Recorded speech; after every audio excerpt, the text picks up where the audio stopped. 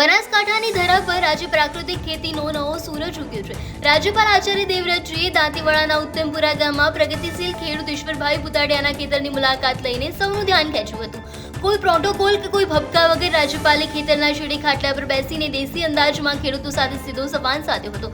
તેમણે આંબા, જામફળ અને પપૈયાના પાકનું નિરીક્ષણ કરીને ખેડૂતોની મહેનતને બિરદાવી હતી।